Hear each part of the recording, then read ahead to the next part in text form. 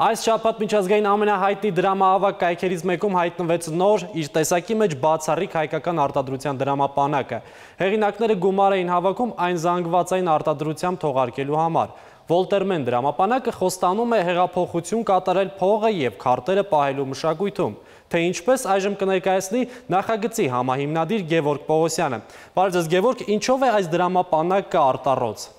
Բարև ձեզ, առաջերտին դրամապանակը խելացի դրամապանակ է կոչվում, ինչով է խելացի, որ բացի փողեր ու քարտեր պահելուց հնարավորություն է տալի մի շարք ֆունկցիաներից օգտվելու, այսինքն ձեր հեռախոսն է կարող լիցքավորել դրամապանակի օգնությամբ, կարող եք ինտերնետին կպնել աշխարհի ցանկացած կետում, այսինքն դրամապանակը Wi-Fi hotspot ունի իր մեջ, ինքը ունի GPS tracker, այսինքն եթե հանկարծ կորցնեք ձեր դրամապանակը, քարտեզով կարող եք աշխարհի ցանկացած կետում գտնել, տեղորոշման խնդիր է լուծած, ու ունի ուրեմն distance alarm կոչվող ուրեմն հնարավորությունը, երբ որ դուք ձեր հեռախոսը միտեղ մոռանում եք ու դուրս եք գալի, դրամապանակը ազդանշան է տալիս, հիշեցնելով, որ հեռախոսը մոռացել եք։ Այս 4 ֆունկցիաներն են, դրանից բացի եւս մի ֆունկցիա կա, փոքր միկրոկամերա կա իր մեջ, երբ որ կորցրած ալնում դրամապանակը կամ գողացել են, ակտիվանում է այդ կամերան ու առաջին բացողի պորտրետը նկարում է այդ բանը, կամերան ու ուղարկում ձեր հեռախոսին։ Այսինքն անգամ գողացողին կամ գտնողին այս դրամապանակի շնորհիվ կարողանում եք դեմքով տեսնել։ Գևորգ, մինչև որքան գումար է հավաքվել եւ արդյոք հավաքվել է անհրաժեշտ քանակի գումար։ Դե տեսեք, մինիմում անհրաժեշտ է այդ $45,000-ն էր, որից սկսած նոր կարելի էր արտադրություն սկսել։ Ամսի 27-ին ենք մեկնարկել արշավը, հենց առաջի օրվա ընթացքում 50,000-ից ավել հավաքել ենք։ Այս արդեն երրորդ օրն է ու մոտ $125,000 այս պահի դրությամբ արդեն հավաքված գումար կա։ 122,000 մի քանի րոպե առաջ լրացել էր։ Երբ եք սկսում սերիական արտադրությունը դրամապանակների։ Այս crowdfunding արշավն ավարտելուց անմիջապես հետո, որը մոտարպես մի ամիս է տևում, մեր ախորժակն իհարկե ահագին մեծ է այս մասով։ Մենք հույս ունենք, եթե այս տեմպերով շարունակենք, մի ամսվա ընթացքում 1 միլիոն եւ ավել կհավաքենք, այսինքն մոտ 10,000 պատվեր կընդունենք, ու հետեւաբար օգոստոսից սկսած արդեն արտադրությունը կսկսենք, որը եւս մի 2-3 ամիս հավանաբար կտևի, այսինքն մինչեւ նոր տարի բոլոր այսօրվա պատվիրողները կկարողանան Վոլտերմեն ունենալ, ուրիշ բառերով ասած նոր տարվա նվեր է լինելու բոլորի համար սա։ Իսկ ինչ կարժենա մոտ շուկայական գինը։ Crowdfunding-ի ժամանակ մոտ 50% զեղչով է վաճառվում, սովորական տարբերակը երկփեղ դրամապանակը $129 այս պահին արժի, կա նաև փոքր card holder տարբերակը $89-ով ու կա travel wallet տարբերակը ավելի խոշոր, որտեղ դուք ձեր անձնագիրը, ուրեմն ինքնաթիռի տոմսերը, այդ boarding pass-երը բանը կարող եք դնել, $157 դա արժի։ Շնորհակալություն Գևորգ։ Վոլտերմեն նոր էլեկտրական դրամապանակ նախագծի համահիմնադիր Գևորգ Պողոսյանն էր։ Հաջողություն մեր ստարտափին, իսկ մենք էլ տանք մեր ստարտը։ Post factum-ը սկսված է, ահա մեր թեմաները։ Այս շաբաթ նախագահը մասնակցեց կառավարության նիստին եւ ներկայացրեց այն առաջնայնությունները, որոնցով առաջիկա 5 տարին երկիրը շարժվելու է։ Այժմ մենք ներդնում ենք կոռուպցիայի դեմ պայքարի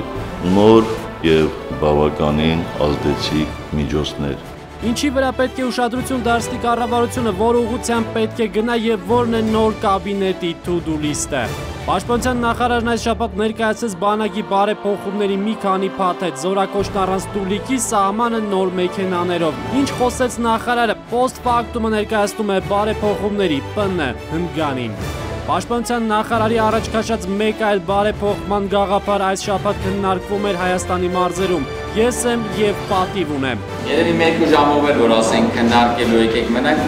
եւ հիմա կմնանք։ Թեմա, որ կարելի է քննարկել առանց ընդմիջման, ծառայության մեկնելու նոր մոտեցումները ազգ-բանակ դիսկուրսում։ Իսկ վերջում վիրտուալ խելագարություն։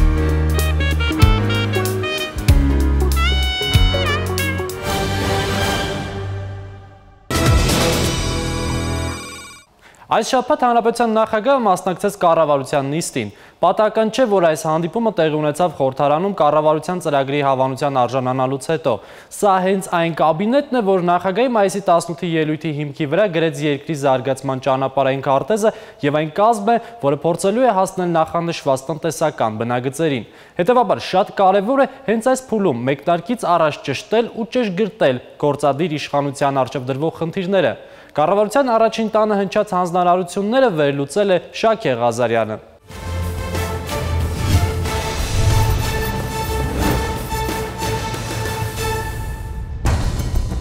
Ճիշտ այնպես, ինչպես պոլիկլինիկայում, թափանցիկ ու կանխարգելիչ, էթիկայի հանձնաժողովի նախագահի տեղակալը այս դեպքում Բժիշկ Խուդավերդյանը պացիենտների անկետաներն է աչքի անցկացնում։ 500 հայտարարագրերից ոչ մեկում հիվանդություն նշված չէ։ Չէ, հիմա չենք ունեցել բացահայտման ֆունկցիա ընդհանրապես։ Պոլիկլինիկան նոր սարքերով է զինվում, որպեսզի վարակիչ հիվանդությունը չտարածվի, համաճարակ չլինի։ Կոռուպցիան կանխարգելող էթիկայի հանձնաժողովի ծանրաբեռնվածությունն այս պահից հնգապատկվում է։ Սպասում են 3000 հայտարարատուների մինչև սեպտեմբերի կեսը, բարձրաստիճաններով, արդեն նաև քննիչ դատախազներով, հարկային մաքսայինով, նրանց ընտանիքների ամբողջ կազմով։ Որքանով պոլիկլինիկան զինված է նոր սարքավորումներով, այնքանով շատ տարածված հիվանդություններ, մասսայական հիվանդություններ քիչ կան։ Հակակոռուպցիոն մեծ արշավը կառավարության հնգամյա ծրագրի գլխավոր թիրախներից է ու հենց դա նախագահը հիշեցրեց պետական այրերին ոչ առաջին անգամ։ Այժմ մենք ներդնում ենք կոռուպցիայի դեմ պայքարի նոր եւ բավականին ազդեցիկ միջոցներ։ Նախագահի նշած ազդեցիկ միջոցները ֆիքսված են օրենքով։ Էթիկայի հանձնաժողովին այնքան լիազորություն են տալիս, որ մեկից մեկ կլինի պարզել հայտարարագրում նշած կամ չնշած ունեցվածքը իրական պատկերն է։ Լիազորություններ են, որոնք հնարավորություն կտա ստուգելու հայտարարագրում արկա տվյալների արժանահավատությունը։ Բոլոր գործիքներն ակտիվ կիրառեն, անկետաներում ամենածանր հիվանդների անուններն էլ կտեսնենք, պոլիկլինիկայից հիվանդանոց ուղարկածներին էլ։ Ստացիոնար բուժումը պատասխանատվության ենթարկելը կլինի, վարչական կամ քրեական։ Հիմա էթիկայի 2018-ից կանխարգելիչ հանձնաժողովը սկսում է իր տեղակայման վայրն ու կազմը փոխելուց։ Հիմա նախագահականում են կտեղափոխվեն։ Առաջիկա 3 ամսում այդ որոշումները կկայացվեն եւ մենք կտեղափոխվենք։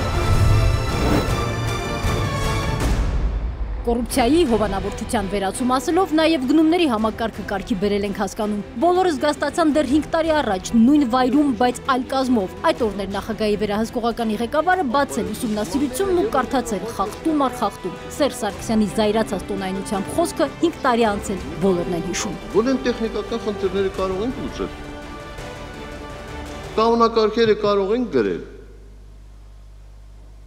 Հետո գնալ են մարդկանց հետևից, ովքեր ատկատներ են վերցնում, գնալ են մարդկանց հետևից, ովքեր, չգիտեմ, այսպես ասած, մատակարարներից պարտքեր են վերցնում, գնալ են մարդկանց հետևից, ովքեր իրանց քեռու տղային են բերում տենդերում հաղթեցնում, չգիտեմ, կրկնակի ավել գներով։ Եվ տարօրինակ է, մենք տենդերով ապրանք ենք ձեր բերում, որ շուկայում ավելի էժան է։ Դրանից հետո մի նորամուծություն մյուսին էր հաջորդում, գնումները տեղում դարձրեցին էլեկտրոնային։ Գիտենք, որ վատ բան է կատարում, դրա համար ամեն անգամ ասում ենք, ստեղ մի աղբյուրից, ատե եթե ասում եմ մի աղբյուրից, այդ նշանակում է գողացա մի մասը։ Այդ փնթի վերաբերմունք է, փնթի։ Պարզվեց, որ ամենևին էլ բարդ չէ վերացնել մեկ աղբյուրից գնումները ու մրցույթի մասնակիցների թիվը կրկնապատկել։ 15 թվականին մեկ աղբյուրից գնումները կազմում են 21.2%, եթե ճիշտ եմ հիշում։ 2016 թվականի արդյունքներով արդեն այդ ցուցանիշը դարձավ 7.2%։ Նախագահի բարկացած ելույթից հետո երկար ժամանակ չպահանջվեց ապացուցելու համար, ցանկության դեպքում հնարավոր է գնել լավ որակի ապրանք ցածր գնով, ոչ թե հակառակը։ Հնարավոր է գնումներն այն աստիճան թափանցիկ դարձնել, որ բոլոր մասնակիցների պայմանները աչքի առաջ լինեն։ Երևում է այն 4 ընկերություններ, որոնք որ դիմել են տվյալ մրցույթին մասնակցելու համար։ Դուք տեսնում եք, ինչ առաջարկ է ներկայացրել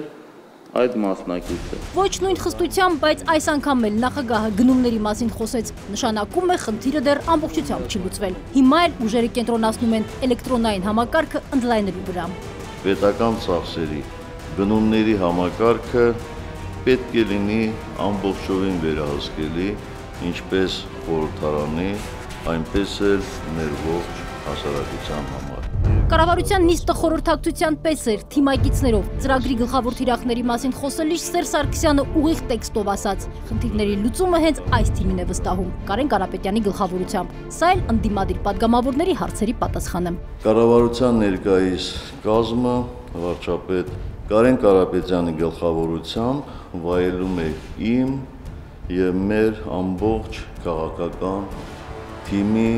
լիակատար վստահություն։ ՀՀԿ պլյուս կոալիցիոն գործընկեր դաշնակցություն, բայց իշխող ուժի ղեկավարն այդտեղ վերջակետ չի դնում։ Աշխատանքի դաշտն ու համագործակցության դռները բոլորի առջև է բացում։ Մուտքը միայն կառուցողական առաջարկներով, թե պետք լինի նաև քննադատությամբ։ Միակ նախապայմանն է քաղաքավարության եւ բարեկրթության նորմերի պահպանումը։ Ընդ որում ընդգծեմ, որ քննադատությունը նշածս նորմերի խախտում չենք համարում։ Ինչպես իրագործել կառավարության ծրագիրը, նախարարները գրի առան, ինչը պահել կենտրոնում, թափանցիկությունը գծեցին կարմիրով։ Նախագահի սահմանած նոր քաղաքական մշակույթը դա է։ Եվ ամենակարևորը, ծրագրերի մասին մարդկանց հետ խոսել, բացատրել։ Հասկանում ենք, որ այդ ճանապարհը հեշտ չի լինելու, բայց մենք շատ վճռական ենք տրամադրված եւ մենք բոլոր նախատեսված մեր ծրագիրը իրագործել ենք։ Շնորհակալություն ձեզ շատ։ Այսքան ծրագրերի ֆոնին նախագահը չինացիների ասացվածքը հիշեց, անեցք է որևէ մեկին մաղթել ապրել փոփոխությունների ժամանակ, բայց թիմը լավատեսություն է ներշնչում եւ Սերժ Սարգսյանը լրացնում է ասացվածքը։ Դժվար է, բայց հետաքրքիր։ Այդպես որ առաջ եւ էնտուզիազմով։ Շեշտում է նույն էնտուզիազմով։ Շակե Ղազարյան, Ալբերտ Գալստյան, Նարեկ Գալստյան, Post-Factum։ Այս շաբաթ պաշտպանության նախարարը պաշտոնապես պարզաբանեց հաստատված փաստերով Բաքվի կողմից հրահարված էսկալացիայի պատասխան գործողությունների հետևանքով Ադրբեջանն ունի առնվազն 8 զոհ, որոնց մասին դեռ չեն խոսում, չեն գրում ու չեն հուղարկավորել։ Վիգեն Սարգսյանը քիչ հավանական համարեց լայնածավալ պատերազմի վտանգը, որովհետև Արցախի խնդիրը պատերազմով լուծվող հաս չէ։ Բայց սա չի նշանակում, որ բանակը պետք է թուլացնի զգոնությունը։ Ճիշտ հակառակը, բանակը պետք է վերազինվի ու բարեփոխվի։ Ներկայացնում ենք պաշտպանության նախարարի ներկայացրած 5 ռեֆորմիստական քայլերը, որոնք դուրս մնացին ինֆորմացիոն հոսքի գլխագրերից։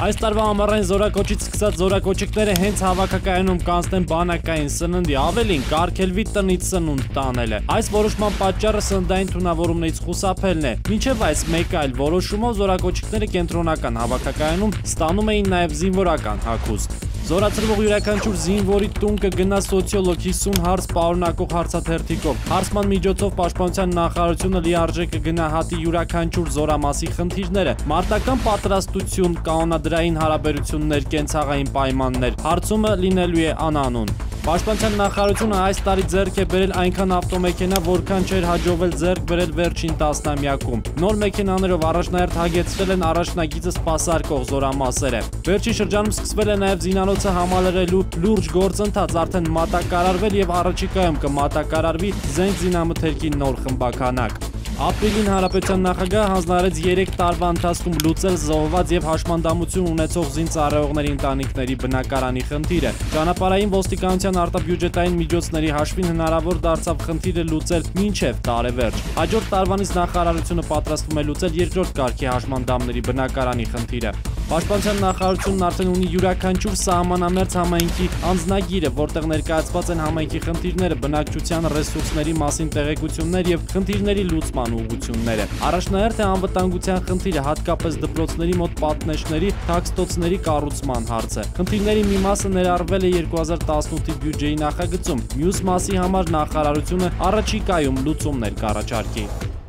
Վիգեն Սարգսյանը հենց այս մամուլի ասուլիսի ժամանակ հայտարարեց, որ ես եմ եւ պատիվ ունեմ ծրագրերը քննարկել է ազգային ժողովի 4 խմբակցություններում եւ բոլոր քաղաքական ուժերից ունի դրական արձագանքներ։ Մինչեւ պաշտպանության նախարարը ազգբանակ կոնցեպտի այս բաղադրիչները քննարկում էր խորհրդարանում, Մարդկային զարգացման միջազգային կենտրոնը ես եմ եւ պատիվ ունեմ ծրագրերը քննարկում էր Տավուշում, Շիրակում, Սյունիքում, Լոռիում ու Վայոց ձորում։ Հայաստանի բոլոր մարզերում անցկացվող այս համայնքային քննարկումների առաջին շաբաթը ցույց տվեց այլընտրանքային ծառայության այս երկու առաջարկները ընդունելի են պարտադիր զինվորական ծառայությանը զուգահեռ։ Ինչպես են անցել քննարկումները, ներկայացնում է Մանու Իրիցյանը։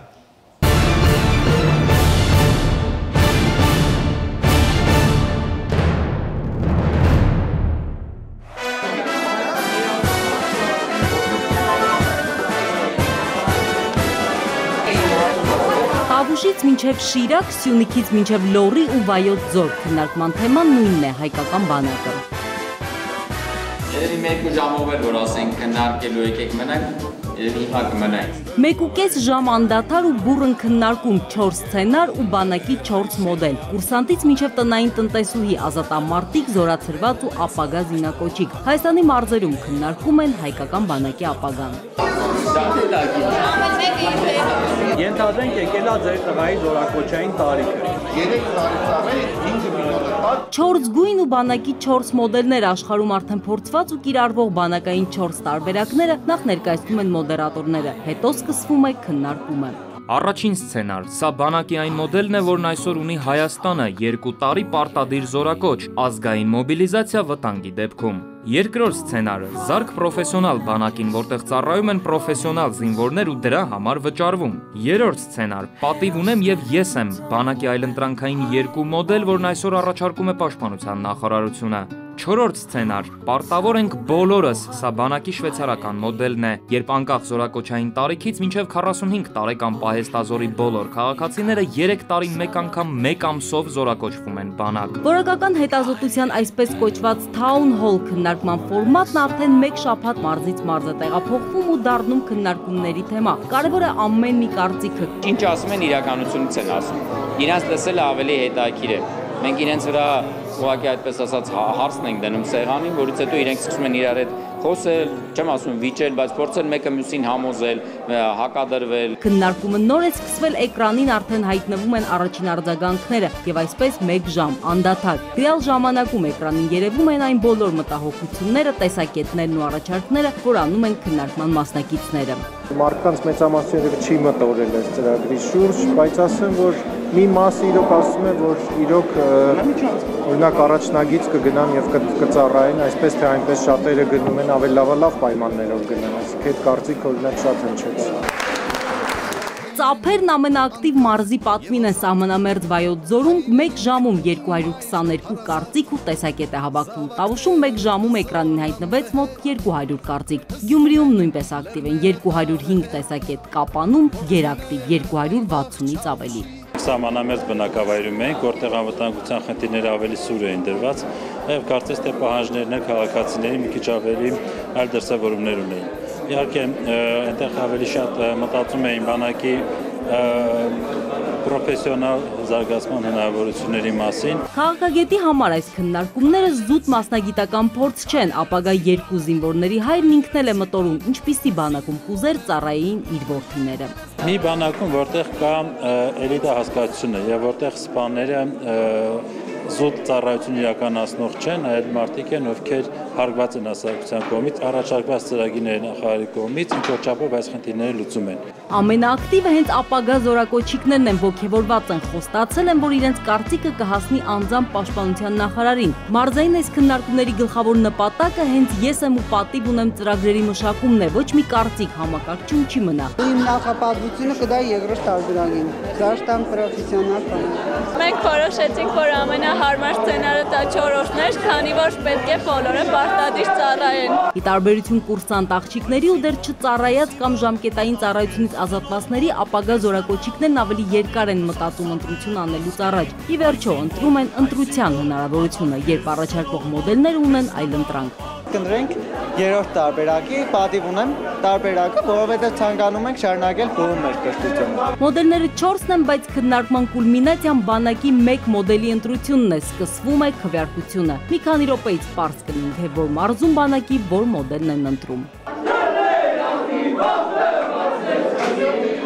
Հայրենասիրական պորտքում գյումրեցի երիտասարդներից նրանց համար, ովքեր դեռ չեն կատարել իրենց ընտրությունը, ծառայության որ տարբերակներ ընտրեն, ապագա զինվորները հիշեցնում են նպատակը նույնն է՝ ուժեղ զինվոր ու բանակ ունենալը։ Պատիվ ունեմ եւ ես եմ այլընտրանքները 47 հոգի են կողմի եղել։ Սա դեռ միայն հանրային փոքրիկ սոցհարցում է, բայց մարզային քննարկումները ցույց են տալիս, որ Պաշտպանության նախարարի առաջարկած այլընտրանքային ծառայության 2 մոդելները ես եմ ու պատիվ ունեմ նախագծերը ստանում են ամենաշատ ձայները, երբ զորակոչիկներն ունեն ընտրություն ծառայել գործող համակարգով, թե ընտրել այս 2 մոդելներից մեկը։ Պատիվ ունեմ, սովորելով բուհում զորակոչիկը 2-րդ կուրսից 2 տարի ամեն շաբաթ անցնում է զինվորական պատրաստության դասընթաց։ Բակալավրին զուգահեռ ուսանողը ստանում է սպայական կոչում ու 3 տարի ծառայում առաջնագծում, ամսական ստանալով 260,000 դրամ ու ծառայելով որպես սպա։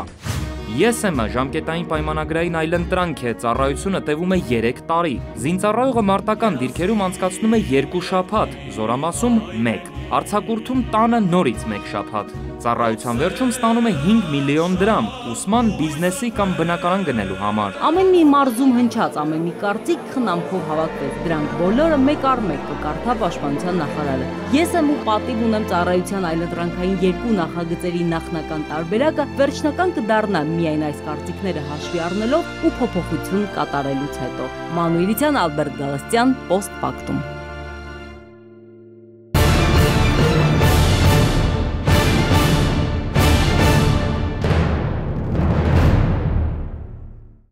Այս շաբաթ խորհրդարանում արտգործ նախարար Նալբանդյանը հայտարարեց, որ հնարավոր է հուլիսին տեղի ունենա Հայաստանի և Ադրբեջանի արտգործ նախարարների հանդիպում։ Քառօրյա պատերազմից հետո տեղի ունեցած Սանկտ Պետերբուրգում ու Վիեննայում նախագահների հանդիպումից և Մինսկի խմբի հայտարարություններից հետո Ադրբեջանը Էդվարդ Նալբանդյանի գնահատման փակ ուղում է։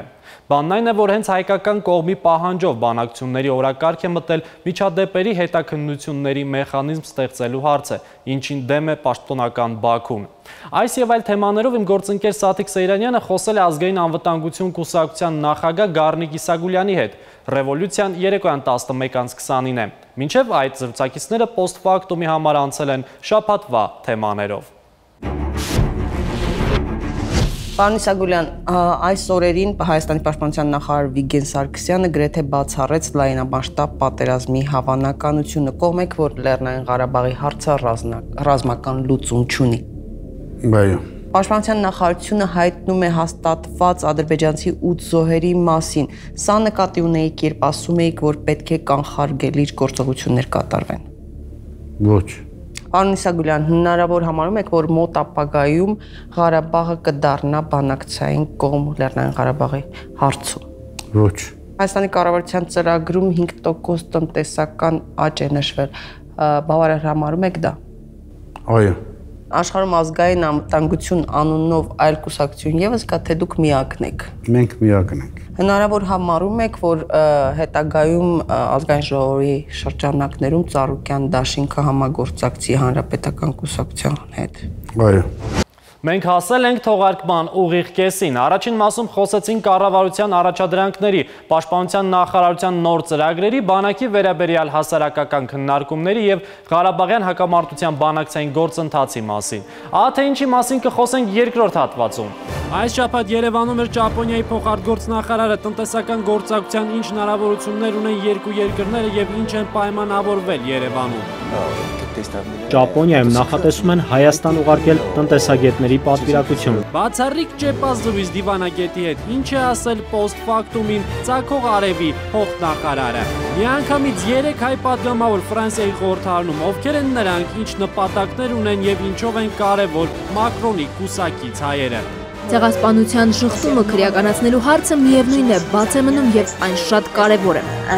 Ինչ օրակարգ ունեն հայ պատգամավորները և արդյոք Հայաստան կայցելի Ֆրանսիայի նոր ընտիր նախագահը։ Հայկական գորգագործությունը վերադառնում է եկեղեցիներ, նախ Արցախի Ապասյունիքի եկեղեցիների խորհրդային տեխնոլոգիական գորգերը շուտով կփոխարինվեն ազգային գորգերով։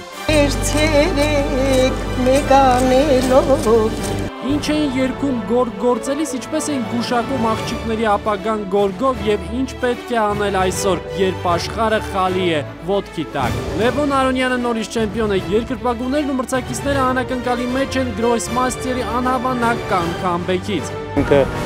հոգնում էր, շատ էր հոգնում։ Ինչ էր արել Արոնյանը շռնդալից հաղթանակից առաջ և ինչպես է կոչվում շախմատի դոպինգը, որ արգելված չէ վազքով դեպի հաղթանակ։ Իսկ վերջում վիրտուալ խելագարություն։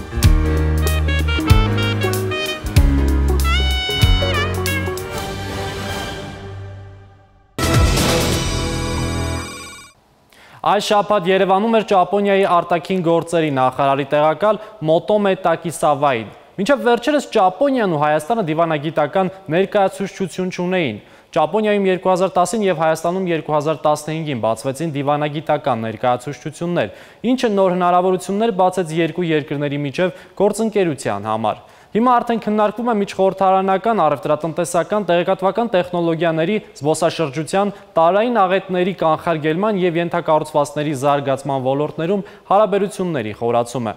Ինչ հնարավորություններ ու հեռանկարներ ունեն Հայաստանն ու Ճապոնիան։ Փոխնախարարի հետ ճեպազրույց է ունեցել իմ գործընկեր Դավիթ Սարգսյանը։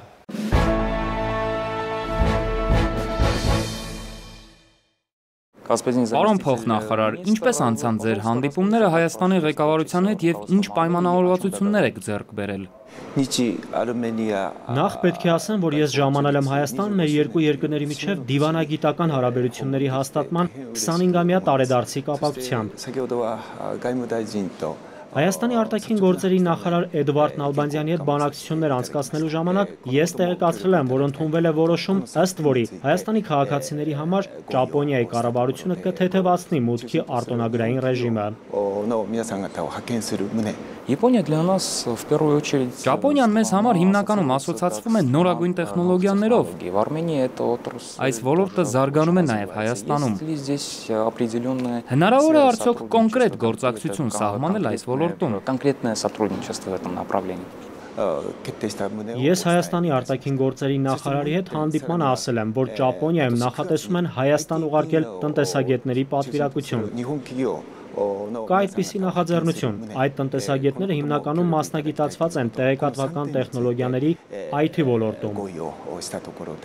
Նրանք ծրագրում են Հայաստան գալ արդեն այս տարի, ավելի կոնկրետ սեպտեմբերին։ Եվ այս առիթով ես իհարկե խնդրել եմ հայկական կողմի մեր գործընկերներին ծավալել սերտ համագործակցություն հենց այս ուղղությամբ։ Երբ 2 տարի առաջ Հայաստանում բացվեց Ճապոնիայի դեսպանությունը, սկսվեցին ակտիվ փոխայցելություններ, հիմնականում պաշտոնյաների մակարդակով։ Վերջերս էլ ընդամենը 2 շաբաթ առաջ Հայաստանում էր Ճապոնիայի միջազգային համագործակցության գործակալության նախագահը։ Ի վերջո, որ ոլորտներում է հիմնականում ընթանում մեր գործակցությունը եւ կարող է արդյոք Հայաստանը ճապոնական ընկերությունների համար դառնալ ներդրումային հնարավորությունների նոր դաշտ։ Իմ այցի ընթացքում ես մեր հայ գործընկերներին տեղեկություն եմ փոխանցել, որ Հայաստան եւ Ճապոնիայի կառավարությունների միջև այժմ սկսվում են պաշտոնական բանակցություններ, որոնց ընթացքում քննարկվելու է ներդրումների վերաբերյալ համաձայնագիր։ Ես անձամբ ջանքեր եմ գործադրելու այս ուղղությամբ Հայաստանի եւ Ճապոնիայի միջև համագործակցությունը խորացնելու, ամրապնդելու եւ ընդլայնելու նպատակով։ Շնորհակալություն հարցազրույցի համար։ Այս շաբաթ Փարիզի արվարձաններից մեկում տեղի ունեցած դեպքը ցնցել է ֆրանսիահայերին։ Ազգությամբ հայ 43-ամյա Տիգրանը ազգանունը դեռ հայտնի չէ։ Իսլամիստ ահաբեկիչների նման մեքենայով մխրճվել է մուսուլմանների մեջ, փորձելով վրեժ լուծել նրանցից։ Մեքենան բախվել է արգելապատնեշին եւ ոչ մեկը չի տուժել նրա գործողություններից։ Հայկական համայնքը միջադեպին չի արձագանքել, թեև դա էլ է հասկանալի։ Եվրոպայում առանց այդ էլ նյարդերը պրկված են եւ ցանկացած հայտարարություն կարող է արջի ծառայություն լինել կամ համայնքին, կամ պետությանը։ Միջադեպի մասին լռել են, բայց Ֆրանսիայում տեղի ունեցող փոփոխությունների մասին արտահայտվում են նաև ֆրանսահայ պատգամավորները։ Ֆրանսիայում տեղի ունեցած խորհրդարանական ընտրությունների արդյունքում ընտրվել է 3 հայ պատգամավոր։ 3-ն էլ ներկայացնում են Ֆրանսիայի նախագահ Էմանուել Մակրոնի առաջ հանրապետություն կուսակցությունը։ Ֆրանսիայի պատգամավորական եռյակից Դանիել Կազարյանը այդ երկրի օրենսդիր մարմնում է հայտնվել երկրորդ փուլից հետո։ Ինչ կտա հայերին Ֆրանսիայի պարլամենտում հայազգի պատգամավորների ընտրությունը, կիմանանք հենց նրանից։ Բարև ձեզ Դանիել, որպես նորընտիր պատգամավոր, ինչ ծրագրեր ունեք, ինչ նախաձեռնություններ հայ-ֆրանսիական հարաբերությունների համատեքստում։ Ֆրանսիան եւ Հայաստանը միշտ ունեցել են բարեկամական հարաբերություններ։ Անկախությունից հետո անցած 25 տարիներին երբեմն դրանք աչքի են ընկել առանձնահատուկ դրվագներով։ Օրինակ, երբ նախագահների պետական այցեր էին կազմակերպվում, երբ Ֆրանսուଆ Օլանդը հայոց ցեղասպանության 100-րդ տարելիցին ժամանեց Հայաստան, դա բարեկամության ժեստ էր։ Եվ հիմա էլ Էմանուել Մակրոնի նախագահության տարիներին կարծում եմ այդ առանձնահատուկ կապերը կամրապնդվեն։ Դա իհարկե կլինի Ֆրանսիայի խորհրդարանի հայ-ֆրանսիական բարեկամական խմբի ուշադրության կենտրոնում։ Հայտնի է, որ արդեն երկար ժամանակ է փորձ է արվում քրեականացնել հայոց ցեղասպանության ժխտումը Ֆրանսիայում։ Այս ուղղությամբ նոր նախաձեռնություններ կլինեն։ Ինչպես գիտեք, օրենսդրական 2 նախագիծ է եղել, որոնք խորհրդարանը քննարկել եւ ընդունել է, բայց Սահմանադրական խորհուրդը կասեցրել։ Կարծում եմ ապագայում գուցե դժվար կլինի օրենսդրական նոր նախաձեռնությամբ հանդես գալը։ Ցեղասպանության ժխտումը քրեականացնելու հարցը միևնույն է, բաց է մնում եւ այն շատ կարեւոր է։ Ծրագրում եք արդյոք ժամանել Հայաստան, եթե այո, երբ։ Եւ իհարկե երբ է Հայաստան գալու նորընտիր նախագահ Էմանուել Մակրոնը։ Ես շատ անգամ գերտամ Հայաստան, Երկրի հետ կապը ինձ համար շատ կարևոր է եւ մոտ ապագայում հույս ունեմ կրկին այցելել։ Ինչ վերաբերում է նախագահ Մակրոնին, նա ընտրվել է 5 տարով։ Հույս ունիմ, որ պիտի երթա Հայաստան, անշուշտ։ Շնորհակալություն Դանիել։ Շուտով Արցախում սպասվում է աննախադեպ իրադարձություն, երբ երկրի խոշոր Գանձասարի, Ղազանչեցոցի Դադիվանքի ու Ամարասի եկեղեցիների գորգերը կփոխվեն։ Մինչև հիմա եկեղեցիներում խորհրդային արտադրության արդյունաբերական միջին ասիական գորգեր էին, այնինչ Հայաստանը գորգագործության լեգենդար ավանդույթներ ունի։ Այս ծրագրով նախ Արցախի, ապա նաև Սյունիքի եկեղեցիների արտադրական գորգերը կփոխարինվեն հայկական ձեռագործ ու երկհանգույց գորգերով։ Արդյունքում մեր հոգևոր տանը մենք կխոնարհվենք Աստծո առաջ, թե հայացք ուղղենք Աստծուն, կտեսնենք մեր բազիլիկը կամ մեր գորգը։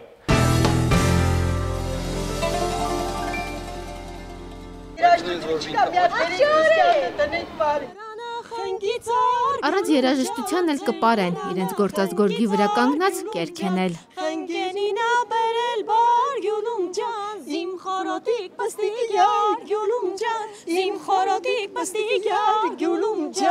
Այս ուրախությունը վերջում, մինչև այդ վերջին 1 տարում մեծից փոքր դասգահի մոտից հեռացել են միայն տանը հանգստանալու համար։ Ջ ու Լ ի Ա մանն գրել։ Այս գորգը ավարտել ենք 1.5-2 տարում, Ազիզ ջան։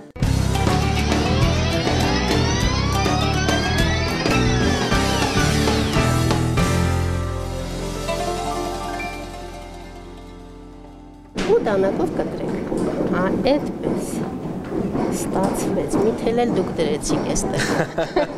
Սկսվեց այսպես, 1 տարի առաջ, նոր գորգերը Արցախի եկեղեցիների համար են։ Ամեն գորգի գործելը դա մի հրաշք է։ Մինչև առաջին թելը գցելը քննարկում էին եւ ուսումնասիրություններ անում, արվեստաբան ու ազգագրագետը ունեին մեկ գերխնդիր՝ ստեղծել նորը չհեռանալով հնից։ Բարերարը, որը գաղափարի հեղինակն է ու ֆինանսավորողը, առայժմ ցանկանում է անանուն մնալ։ Հայաստանը, ինչպես գիտեք, արևելյան քրիստոնեության գորգի ավանդության ամենակարևոր օրրաններից մեկն է։ Դրա հետ մեկտեղ մենք ունենք հսկայական քրիստոնեական ժառանգություն, խոսքը գնում է հուշարձանների մասին։ Նպատակը նա է, որ համադրենք գորգի այդ կարևոր ավանդությունը մեր ժառանգության հետ։ Նախ եկեղեցիների արդյունաբերական գորգերը փոխարինել հայկական ձեռագործ կարպետներով։ Նախագիծը սկսվում է Արցախից, եւ դա պատահական չէ։ Արցախն այսօր հայկական գորգագործության կենտրոններից է, մյուսը Սյունիքն է։ Բոլորդ էլ եկեղեցի մտնում եք, խոսքը որպես սրբավայրի մասին չի, թե ինչ է կատարվում, այլ հատակին փռված գորգերի մասին է խոսքը։ Շատ անճաշակ գույներով, ոչ հայկական դիզայներով, ոչ Հայաստանի արտադրության գորգեր են փռված։ Այսինքն ով որտեղից ինչ գտել է, բերե փռել է այդ եկեղեցում։ Ասենք քարտեզը հանեմ, այս քարտեզը 1/3 մասն է։ 1/3-ի մոտ է, 1/3-ը երկրորդ գործողի, 1/3-ը մյուսի։ Գունային սանդղակը, բրդյաթելերը, մկրատն ու գերկենտրոնացումը Լիլիթը հերթականությունը գիտի 5 տարեկանից, հենց այդ տարիքում էլ առաջին գորգն է գործել, այս մեկն ուրիշ է։ Ուշել ենք մնում, գործում ենք, ուշել ենք մնում։ Աշխատենք էլ, իմ համար նորություն է, ես ուրիշ դիզայներով միշտ գործել։ Այս կանանց ձեռքերով մի բարեգործի մտահղացմամբ հայկական գորգը վերադառնում է հայկական կենցաղ, այնպես ինչպես եղել է հազարամյակներով, բայց ապագա հազարամյակներին միտված, նոր տեսքով ու հինը պահպանած։ Մենք խնդիր ենք նաև դրել չվերարտադրել գորգերը իրենց միայն ավանդական հորինվածքով, այսինքն գորգերի արդիականացման խնդիր է դրված նաև մեր դիզայներների առջև, օրինակի համար արցախյան գորգերի մեջ ներառված են այդ պատմական հուշարձանների բազմաթիվ ճարտարապետական տարեր։ Եկեղեցում գորգի օգտագործումը պետք է ինքնին բերի նաև այդ ժամանակակից մշակույթի երևույթը, որը եկեղեցու պատմական հուշարձանի հետ է մտնում երկխոսության մեջ։ Դրա համար տիկինն Այռան ոտքի տակ տվեց ամբողջ Արցախը, մանրակրկիտ զննեց Գանձասարը ու նախագծեց նմանը չունեցող գորգեր։ Աստղահավքերի գլխին, որը ցորենի հասկի էլեմենտներով ամփոփված, Հավանդական մեր գորգերում այսպիսի կենաց ծառեր չեն եղել։ Մեգերյան կարպետում առայժմ գործվում է 5 գորգ, 3-ը Գանձասարի եկեղեցու համար, 2-ը Արցախի նախագահական նստավայրի։ Գծագրերը պատրաստ են նաև Ղազանչեցոցի, Ամարասի, Դադիվանքի եկեղեցիների համար։ Բոլորն էլ եզակի են իրենց տեսակի մեջ։ Նախշազարդերի նոր հորինվածքով ու անգամ ավանդական գորգից խիստ տարբեր նոր կառուցվածքով։ Ինձ շատ ուրախացնում է, որ այս տեսակ հմուտ վարպետներ են հիմա աշխատում իմ նախագծած գորգի վրա։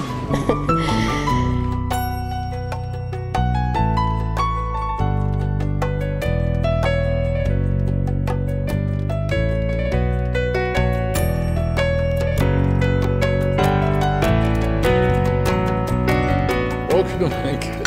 ինչպես չմասնակցենք։ Հիմա ճիշտն ասած թուլացնում ենք մի քիչ հենքը, որտեղ ձգված վիճակում է, որ հետո կտրելուց հանկարծ գորգը չտրակի, որովհետև երբ որ հենքերը կտրում ենք, այս ազդող ուժերը գնալով այս մյուս կողմի վրա կրկնակի եռակի անգամ մեծանում է, կարող է տա գորգը ենթադրենք այստեղից պատռի։ 7 ամիսն անցավ գորգագործ 3 կանայք հոգոս չհանեցին, հիմա տղամարդիկ են ծանրություն զգում ոչ գործի։ Վաղը սա մեր ծերունդների համար կլինի մի պատմություն, մեզանից թողած մի ժառանգություն։ Արցախի նախագահի նստավայրի նախասրահի գորգն են իջեցնում հաստոցից։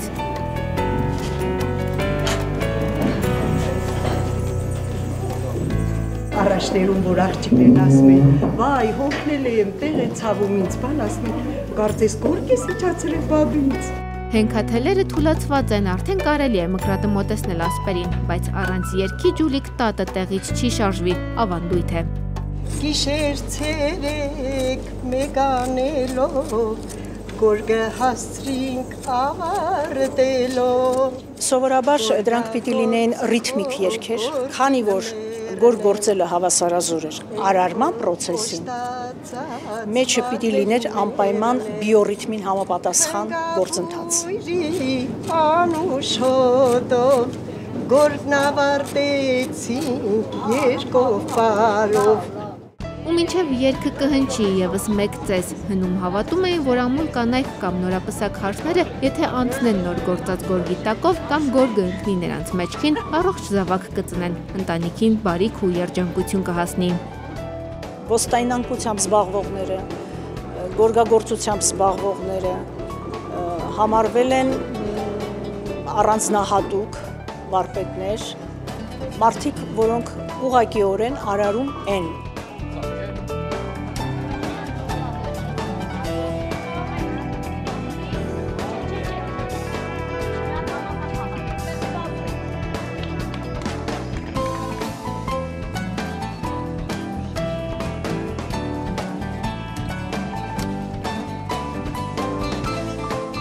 Հաջորդ թիվ գորգերի խուզման պրոցեսն է, 21-րդ դարում այս հաստոցն է։ Հնում ժամերով, անգամ օրերով սանրում էին ձեռագործ կարպետները ավելորդ թելերից ու մազիկներից մաքրելու համար։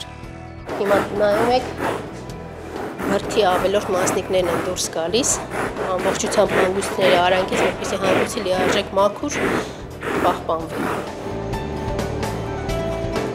Գյուղերում գորգը լվանում են գետերի մեջ, հոսող ջրի մեջ։ Հոսող գետ չկա, Մեգերյանի տղաների ամուր բազուկներն էլ հերիք են, Արցախ ճանապարհվող նորաստեղծ գորգերը լվացվում են հատուկ հեղուկով, բաղադրությունը հնագույն է ու գրեթե պատմական գաղտնիք։ Ինչի համար են այդքան երկար նույն տեղը տանում, բերում, որտեղ առաջ հրելուց մազիկները առաջ են պարկում, հետ քաշելուց հետ են պարկում, մազիկները շփվում են իրար հետ, եթե մանրադիտակով նայենք, ամեն մազիկի վրա ներկը գետիկ նստած է։ Մեքենան ինքը այդ տակի խոզանակը չի կարող այդ նույն բանը անել, դրա համար ձեռքով պետք է լվանա։ Ձեռքով ինքը շատ աշխատատար ֆիզիկական գործ է, բայց եթե չանենք, ձեռագործ գորգին յուրահատուկ որակն ու փայլը մենք չենք կարող տալ։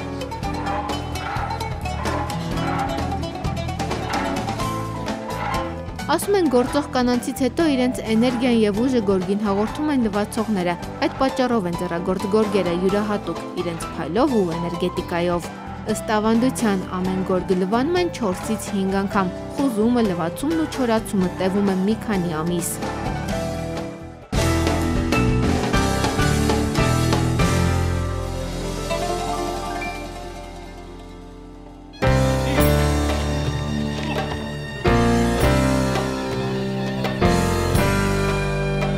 Գորգը բացվում է ամեն նախշի երևալու հետ իրենց տրամադրությունն էլ հետ է, երբ սկսեցին ու ինչպես ավարտեցին, միայն իրենց է հայտնի։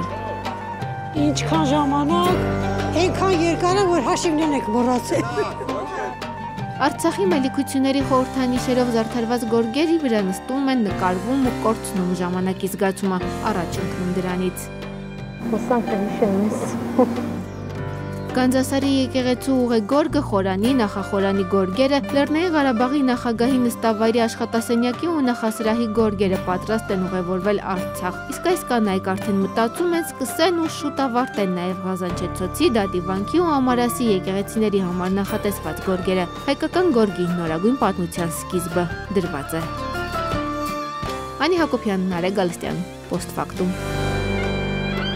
Լևոն Արոնյանը երկարատև դադարից հետո վերջապես նորից հայտնվեց աշխարհի լավագույն շախմատիստների դասակարգման լավագույն քառյակում։ Վերջի շրջանում Արոնյանն անընդհատ ոչ ոքի պարտիաներ էր խաղում եւ այս հաղթանակը իսկապես անակնկալ էր։ Ինչն էր իրականում հայ շախմատիստի պասիվության ու հանկարծակի կայծակնային վերադարձի պատճառը։ Գրիգոր Ավետիսյանը ներկայացնում է պատմություն այն մասին, թե ինչպես վազքը Արոնյանին օգնեց շախմատում վերագտնել իր ուժերը։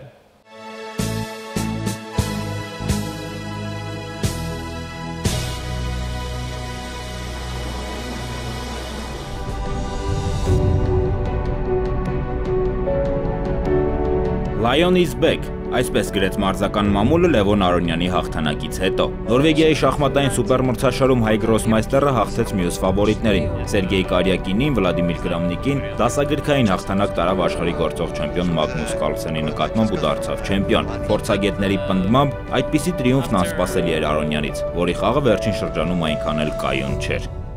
Վազում ենք մինչև 40 մետրի արագության, որից հետո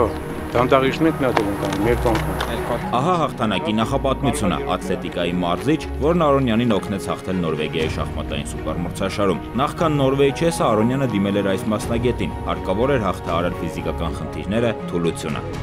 Լևոն Արոնյանն եկավ իմ մոտ, խնդիրներն էր, որ ինքը հոգնում էր, շատ էր հոգնում։ Ծանր խաղերի ժամանակ իր մոտ շախմատի ֆիգուրաներն երևում են մի մետրից ավելի բարձր են դառնում։ Մարզչի առջև խնդիր կար Արոնյանի մոտ անցկացնել հիպոքսիան։ Հիպոքսիան թթվածնաքաղթն է, թթվածնի պարունակության մակարդակի իջեցումը մարդու հյուսվածքներում։ Սա շախմատիստի ու մարզիչ Վահան Նիկոլյանի գլխավոր խնդիրն էր։ Շաբաթը 5 օր գալիս էր պարապ, մենք են լավ պարապմունքներ էր, ծանր պարապմունքներ էր գնում ինքը։ Այդպես աշխատեցին 3 ամիս, հատուկ ծրագրով, վարժություններով ու նպատակով։ Մրցաշարը մեկնարկեց, մի քանի պարտիա հետո մարզիչը տարբերությունը նկատել էր։ Չէր օգնում եւ ավելի ինքը ագրեսիվ էր խաղում։ Նիկոլյանը շախմատիստի մոտ ֆիզիկական թուլությունը նկատել էր հենց սկզբում, հարկավոր էր աստիճանաբար լրացնել բացը, այլապես մարզումները հակառակ էֆեկտ կտային։ Հիմնականում մարզվել են ծիծեռնակաբերդի բարձունքում։ Լանդշաֆտը ծիծեռնակաբերդի շատ լավն է, վայրեջք, վերելք, իրավիճակը շատ թույլ էր, որ եկավ, ինքը ֆիզիկական փաստորեն չէր արել։ Նորվեգի չեսում Արոնյանը ոչ մի պարտություն չկրեց, 6 միավորով գրավեց առաջին հորիզոնականը։ Այս հաղթանակի շնորհիվ Արոնյանը վերադարձավ գրոսմայստերների 2800-ի էլիտար ակում։ Ֆիդեի աղյուսակում այժմ 4-րդն է։ Հաղթանակից հետո Արոնյանը չթաքցրեց, հատուկ էր պատրաստվել այս մրցաշարին։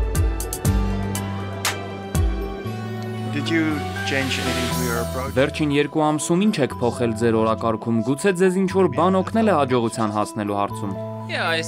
Այո, ես սկսեցի կենտրոնանալ շախմատից դուրս բաների վրա։ Օրինակ, զվարճացել եմ ընկերներիս հետ և զբաղվել եմ սպորտով, հիմնականում դրանք են օգնել։ Հաղթանակից հետո մարզիչը մեկ անգամ է զրուցել Արոնյանի հետ, հեռախոսով, շնորհավորել է ու հիմա ծրագրում է շախմատիստի հետ մարզումային հաջորդ ծրագրերը։ Ինքը շատ զարգացած մարդ է, իր հետ շատ հետաքրքիր աշխատել է, շատ հետաքրքիր։ Արոնյանը Հայաստան կգա հուլիսի 15-ին, գուցե օդանավակայանից միանգամից մարզչի մոտ շամպայնով հաղթանակը նշելու։ Ասում եմ, ես չգիտեմ դու ոնց իմ համար ասում էլի, բայց ես քեզանից չեմ կողմվել։ Այդ իր խոսքերն եմ ասում։ Գրիգոր Ավետիսյան, Նարեկ Գալստյան, Post-Factum։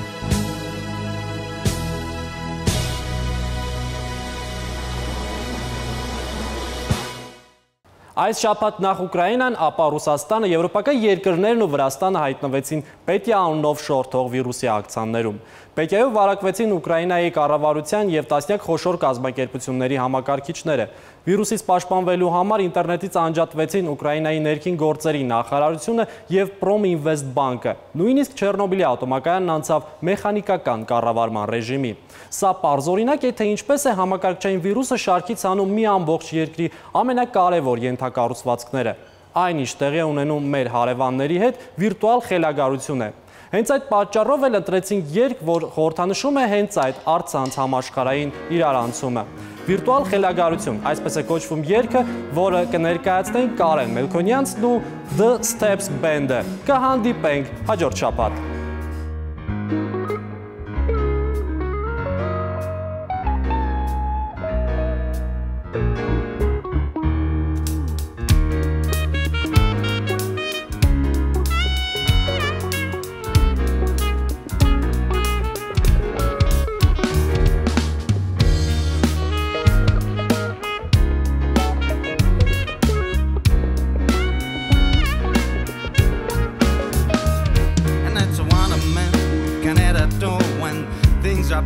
Should be small and who can tell what magic spells will be doing for us. Hey, nothing's gonna change the way we live, cause we can always take but never give. Now that things are changing for the worse of home. Hey.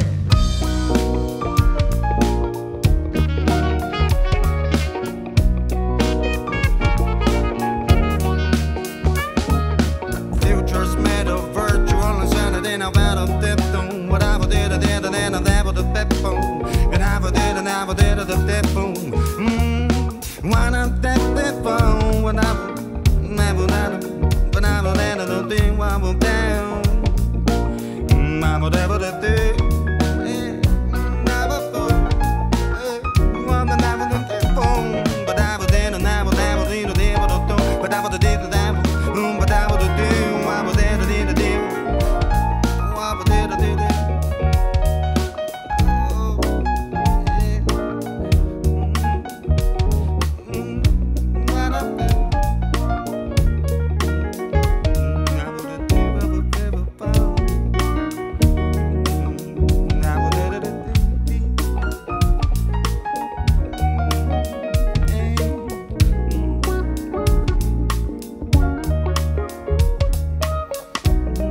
Never